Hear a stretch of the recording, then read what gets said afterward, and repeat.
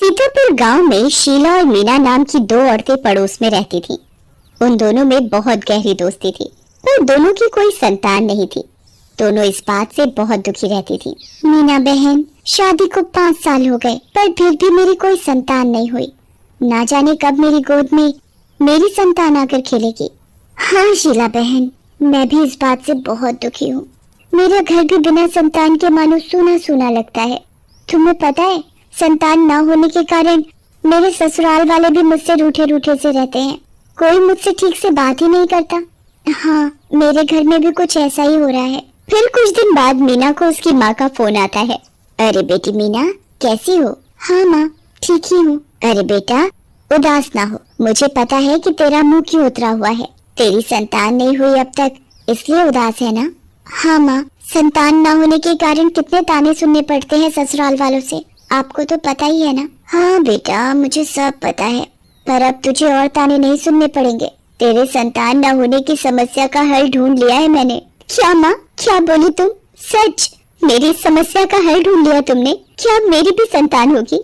हाँ बेटी हाँ, मुझे पता था ये सुनकर तू बहुत खुश हो जाएगी। अरे माँ, बाकी सारी बातें छोड़ो, जल्दी बताओ हल क्या है? अरे बेटा, हमारे इधर गांव में एक चमत्कारी बाबा आए हैं। मैंने उनसे तेरे लिए बात की है। वो कह रहे हैं कि तेरी समस्या का हल हो जाएगा। अच्छा माँ, क्या हल बताया उस बाबा ने? अच्छा माँ, ठीक है, मैं अगले हफ्ते ही आ जाऊंगी वहाँ। मीना इस बात से बहुत खुश हो जाती है कि उसकी संतान ना होने की समस्या का हल मिल गया है, और वो ये बात शीला को भी बताती है। शीला, तुझे पता है, आज मेरी माँ का फोन आया था।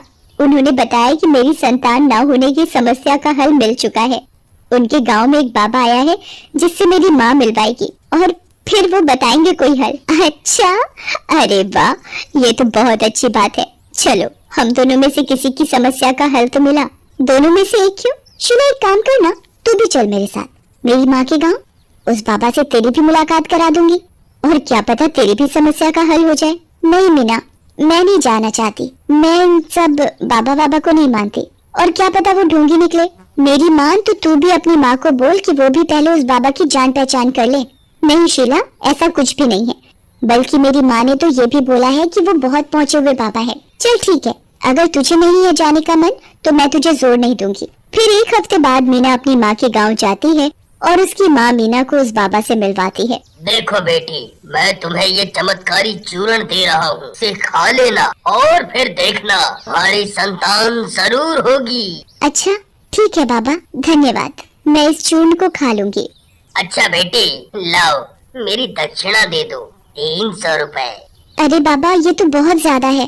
अरे बेटा, इलाज भी तो बड़ा था ना। मीना अपने बटुओं में से 300 रुपए निकाल कर दे देती है, और फिर वो अपने घर आ जाती है। उसकी माँ मीना को संतान होने तक यहीं रुकने के लिए कहती है, पर 1 साल तक उसकी संतान होने का कुछ अता पता नहीं था। थोड़े दिनों बाद उस बाबा से संपर्क करने की कोशिश की तो पता चला कि वो तो ढोंगी निकला, और उसे पुलिस पकड़ कर ले गई। मीना इस बात से बहुत दुखी हो गई, और फिर उसने वापस अपने घर जाने का फैसला किया। और फिर वो बहुत उदास मन से जब घर आई तो उसने देखा कि उसकी पड़ोसन शीला के घर एक संतान खेल रही थी। देखने से तो ऐसा लग रहा था कि जैसे कोई नवजात शिशु हो, पर शीला के घर में ये आया कहाँ से? जरा देखो तो जाके। मीना शीला के पास जाती है। अरे शीला, ये नवजात बच्चा किसका है? अरे मीना, तुम आ गई। ये मेरा बेटा सूरज है। क्या तुम्हारी संतान? कैसे, कब? अरे बस समझो भगवान की दया हो गई मुझ पर। अच्छा ये सब छोड़ो, तुम तो कह रही थी कि तुम किसी बाबा से मिलोगी और वो तुम्हें संतान ना होने की समस्या का हल बताएगा, और आज तुम 1 साल बाद लौटी हो। अब तक तो तुम्हारी संतान तुम्हारी गोद में होनी चाहिए। कहाँ है तुम्हारी संतान? जरा मैं भी तो खिलाऊं तुम्हारी संतान को, बताओ ना कहाँ है? मीना शीला की बात सुनकर बहुत शर्मिंदा हो जाती है। शीला, जिस बाबा को मैं अपनी समस्या के बारे में बताने वाली थी, वो बाबा ढोंगी निकला और उसे पुलिस पकड़ कर ले गई, और मेरी कोई संतान नहीं हुई। ओह मीना, ये सुनकर मुझे बहुत बुरा लगा, पर तुम चिंता मत करो, तुम्हारी संतान जरूर होगी। फिर मीना अपने घर चली जाती है, और शीला अपने बेटे सूरज को संभालने चली जाती है। मीना इस बारे में पूरी रात सोचती रहती है कि मेरी 1 साल में कोई संतान नहीं हुई, और इस शीला की संतान कैसे हो गई। मीना को शीला से ईर्ष्या होने लगी। फिर उसने एक योजना बनाई। मीना चुपके से शीला के घर में घुस जाती है और उसके बेटे सूरज को लेकर जंगल की ओर चली जाती है। और फिर वो शीला के बेटे को जंगल के बीच घास में छुपा कर छोड़ आती है और फिर वो वहाँ से चली जाती है। उसे ये काम करते हुए एक चुड़ैल देख लेती है और फिर वो चुड़ैल सूरज के पास जाती है। अरे वाह, नवजात बच्चे का मांस, इसे खाकर तो मजा आ जाएगा। फिर तभी सूरज अपना हाथ चुड़ैल के गाल पर रख देता है। सूरज के हाथ की छुअन चुड़ैल को शांत कर देती है और फिर चुड़ैल के अंदर एक ममता भाव उठ जाता है। ये बच्चा बहुत अच्छा है। अब मैं इसे नहीं खाऊंगी, अब मैं इसे पालूंगी। आज से मैं इसकी माँ और ये मेरा बेटा। और फिर अगली सुबह जब शीला देखती है कि उसके बगल में उसका बेटा सूरज नहीं है तो वो बहुत घबरा जाती है। मेरा बेटा कहाँ है? उसकी आवाज सुनकर उसका पति प्रदीप भी उसके पास आता है। अरे शीला, क्या हुआ? क्यों चिल्ला रही हो? प्रदीप, हमारा बच्चा, हमारे सूरज यहाँ नहीं है। अरे शीला, यही होगा। क्या बात करते हो प्रदीप? सूरज एक नवजात बच्चा है, वो चलना भी नहीं जानता है। फिर शीला और प्रदीप दोनों मिलकर सूरज को ढूंढते हैं पर वो कहीं नहीं मिलता। कहीं पर भी ना मिलने पर दोनों पुलिस में कंप्लेन करा देते हैं। मीना ये सब देख रही होती है और थोड़ी घबरा भी जाती है कि कहीं पुलिस को ये ना पता चल जाए कि सूरज को उसने गायब किया है। और वहीं दूसरी ओर चुड़ैल अपने बेटे के साथ रहकर बहुत खुश होती है। उसे असली माँ की कमी ही नहीं होने देती। ऐसे ही चलते चलते 10 साल बीत जाते हैं। एक बार वो चुड़ैल किसी हट्टे कट्टे आदमी को खाने के लिए मारकर अपनी गुफा के बाहर फेंक कर अंदर गुफा में अपने बेटे को देखने जाती है।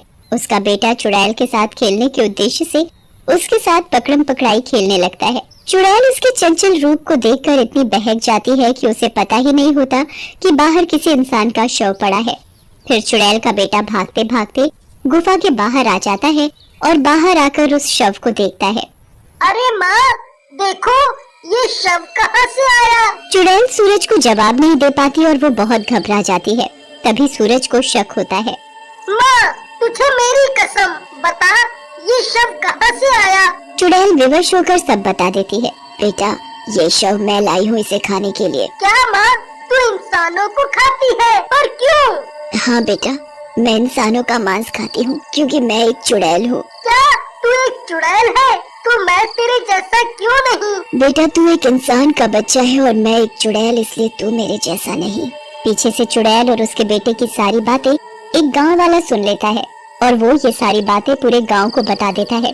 और सारे गांव वाले एक रस्सी और हथियार लेकर उस चुड़ैल को पकड़ने चले जाते हैं। सारे गांव वाले चुड़ैल की गुफा के बाहर जाकर खड़े हो जाते हैं।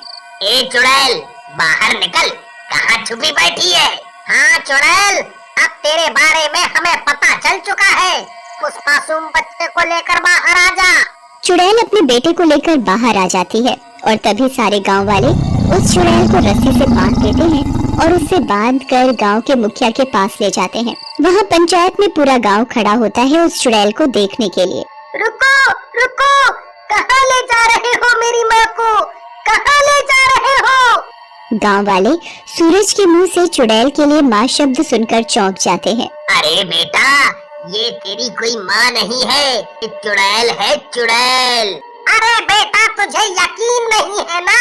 ले, इस चुड़ैल के मुंह से ही सब कुछ सच सुन ले। हाँ बेटा, ए चुड़ैल, बता सब कुछ सच सच। अच्छा ठीक है, मैं सब कुछ सच सच बताती हूँ। सूरज उसकी बात को ध्यान से सुनता है। बेटा, तुम मेरे बेटे नहीं हो और ना ही मैं तुम्हारी असली माँ हूँ। मैं तुम्हें जंगल से उठाकर लाई थी। कोई औरत तुम्हें वहाँ छोड़कर गई थी।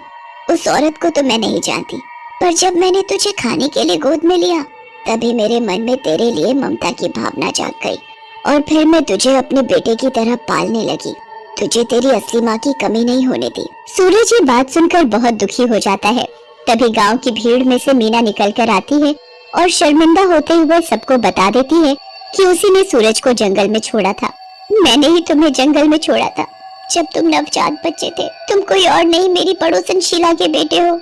मैं उससे ईर्ष्या करने लगी थी क्योंकि उसकी संतान हो गई थी, पर मेरी नहीं हुई थी, तो मैंने उसे संतानहीन करने के लिए तुम्हें जंगल में छोड़ दिया। तभी भीड़ में से शीला और उसका पति प्रदीप आ जाते हैं। क्या? तो तुम थे जिसने मेरा बेटा गायब किया? एक माँ को उसके बेटे से अलग करते हुए तुम्हें शर्म नहीं आई? मुझे माफ कर दो शीला, ईर्ष्या की भावना में मैंने बहुत बड़ी गलती कर दी। देखिए, मुझे नहीं पता कि मेरी असली माँ कौन है, पर मैं ये जानता हूँ कि ये चुड़ैल जैसी भी है, ये मेरी माँ है, इसने मुझे पाला है। नहीं बेटा, मैं जानती हूँ तू मुझसे बहुत प्यार करता है, पर बात को समझने की कोशिश करो। मेरे साथ तुम्हारा कोई भविष्य नहीं है। तुम अपनी असली माँ के पास जाओ, जिसने तुम्हें जन्म दिया है। वो तुम्हारा भविष्य बनाएंगे, तुम्हें पढ़ाएंगे लिखाएंगे। हाँ बेटा, तू मेरा बेटा है। सूरज, अपनी माँ के पास वापस आ जाओ, मैं ही तुम्हारी असली माँ हूँ। ठीक है, मैं तुम्हारे पास आ जाऊंगा, पर मैं अपनी पालने वाली माँ से दूर नहीं होना चाहता। तेरी ये इच्छा भी पूरी होगी मेरे बेटे। तेरे अगले जन्म में मैं ही तेरी असली माँ बनूंगी, मैं ही तुझे जन्म दूंगी और तू मेरा बेटा बनेगा। इतना कहकर चुड़ैल हवा में उड़कर गायब हो जाती है और सूरज खुश होकर अपने असली माँ पापा के पास वापस चला जाता है।